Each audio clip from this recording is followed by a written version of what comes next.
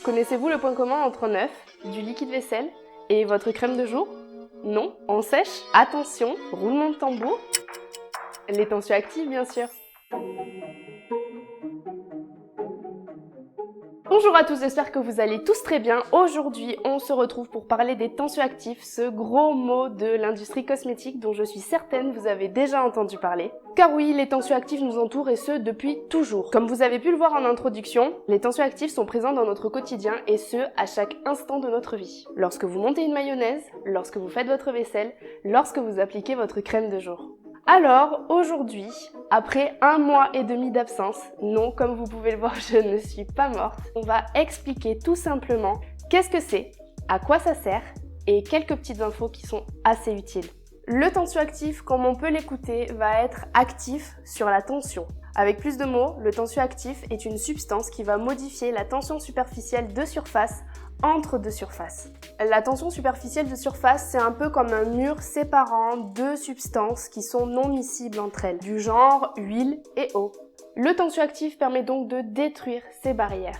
Pourquoi? Le tensioactif sert à casser des barrières, permettant ainsi de mélanger deux substances différentes. Et oui, sans tensioactif, votre mayonnaise n'aurait jamais pu monter en mélangeant simplement la moutarde et l'huile. Cela aurait été donc impossible sans œuf. Et vous allez me dire, mais Juliette, à quoi ressemble un tensioactif? Et je vais vous répondre tout simplement. Le tensioactif possède une tête et un corps. Sa tête est hydrophile, c'est-à-dire qu'elle aime l'eau, et son corps est lipophile, c'est-à-dire que lui aime l'huile. Pour les chimistes et pour les autres, par curiosité, la tête qui est hydrophile se dit généralement ionique et est composée d'un groupement chimique. Il va se lier à l'eau en créant donc des liaisons hydrogènes. En fonction de sa tête et donc des groupements chimiques qui la composent, ces tensioactifs auront des propriétés différentes. Si les groupes sont par exemple cationiques, anioniques, non ioniques, etc. Globalement, le tensioactif sera plus ou moins agressif. Ok, mais du coup, maintenant que vous savez ça, vous êtes en droit de me demander « Mais Juliette, à quoi ressemble la queue ?»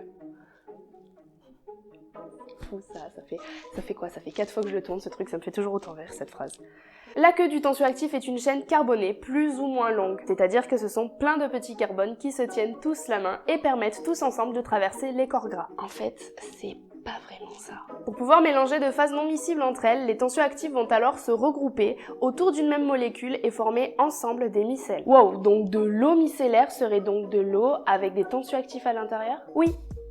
Une micelle, c'est en fait un regroupement de tensioactifs qui vont encercler une molécule huileuse ou aqueuse. En fonction de leur formation, elles vont entourer certaines molécules pour les intégrer dans d'autres. Et c'est ce qui explique alors les mélanges en cosmétique, c'est-à-dire les crèmes, les gels, les laits, donc les émulsions, mais ce qui explique aussi leurs propriétés détergentes, puisque les tensioactifs vont donc encercler les salissures qui sont souvent grasses et les emporter avec l'eau de rinçage. Grosso modo, voilà à peu près comment ça se passe. Mais les tensioactifs ont d'autres utilités. On récapitule. Casse les tensions superficielles de surface, mélange des phases non miscibles, action détergente, absorption, formation de micelles et le choix du sens de l'émulsion. Mais nous n'en parlerons pas aujourd'hui. Maintenant, on va parler en 2 secondes des dangers potentiels des tensioactifs. Vous vous doutez qu'un tensioactif commun est très souvent issu de l'industrie chimique. Il y a donc un enjeu environnemental derrière ça.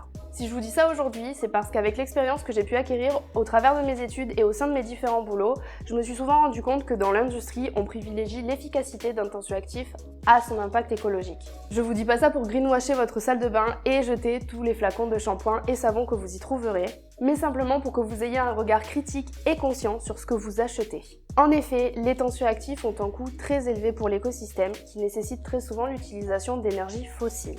En termes de recyclage, je ne suis pas certaine que ça soit très positif non plus, surtout au niveau des nappes phréatiques et des écosystèmes aquatiques par exemple. Mais je vous dis ça avec des pincettes parce que je ne travaille pas en station d'épuration, donc je n'ai pas assez de recul à ce niveau-là. Il existe toutefois des alternatives moins polluantes et plus écologiques, déjà sans emballage plastique et avec des tensioactifs moins chimiques. Et pour les professionnels, l'usage de tensioactifs n'est pas obligatoire. On peut en effet, pour leur action détergente, utiliser des matières premières qui agiraient mécaniquement par exemple, et pour monter des émulsions, on peut tout à fait jouer sur des lois physiques telles que la loi de Stock. Le seul paramètre à changer dans la pensée collective, c'est vraiment de croire que parce qu'un produit mousse, il nettoie. Tout comme, à contrario, l'idée que puisqu'un produit ne mousse pas, il ne nettoie pas. Et puisque c'est moins vendeur, les industries vont choisir volontairement de rajouter des tensioactifs moussants qui ne sont pas nécessaires pour rendre leurs produits plus attrayants. Alors sachez-le et répandez l'information partout autour de vous pour qu'ensemble on puisse enfin faire bouger les choses. Maintenant, je vais vous parler d'un petit truc que j'ai découvert il n'y a pas longtemps, qui n'est absolument pas écrit dans mon texte et dont j'ai envie de parler avec vous parce que je pense que c'est très important. Je ne suis absolument pas en partenariat avec cette série-là et j'aurais aimé. Sur Netflix, il y a une série qui s'appelle Notre planète, Our Planet en anglais, et qui, en fait, vous fait prendre beaucoup de recul sur la société actuelle et surtout sur notre impact écologique à travers des documentaires animaliers.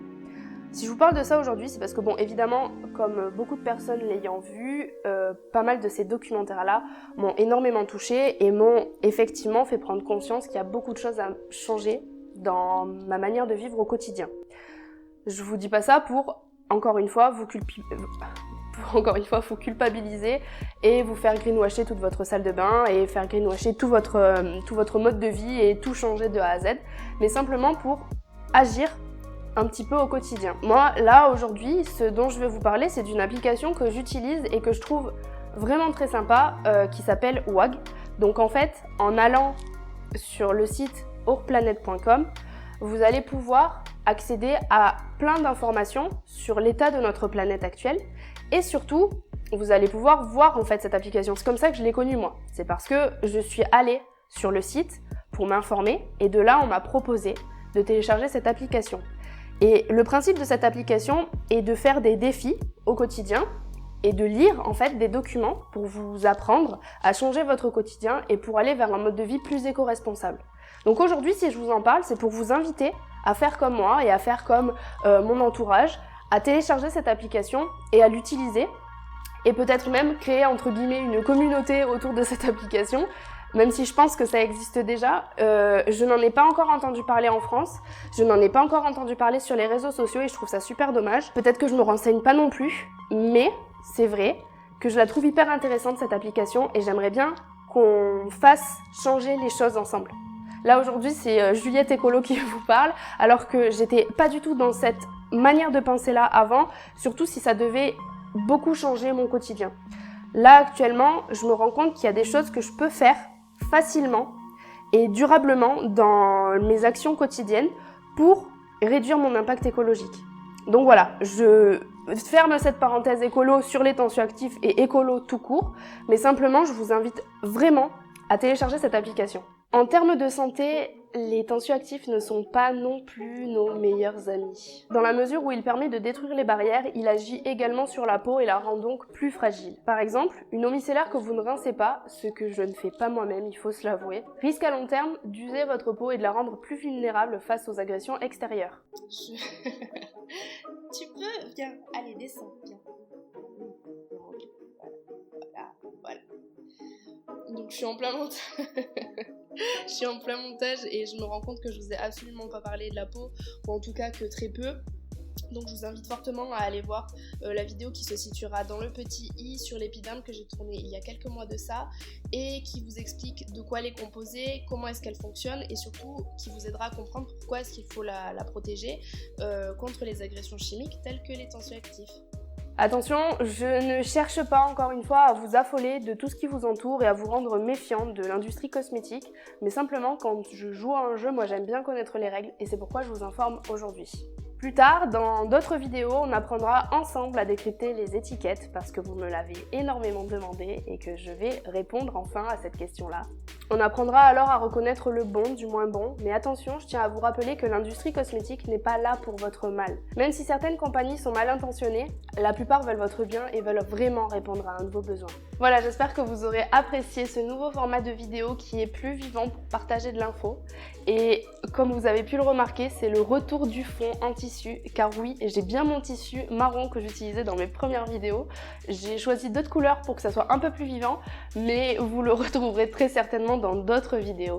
J'espère aussi que vous aurez trouvé toutes les informations qui vous intéressaient et que vous attendiez en tapant le mot tensioactif dans votre barre de recherche sur YouTube.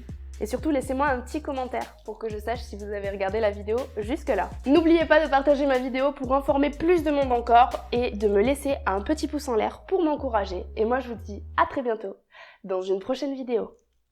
Ciao! Oh, c'est terrible, j'ai terminé. Monsieur Mistiti, votre cœur recommence.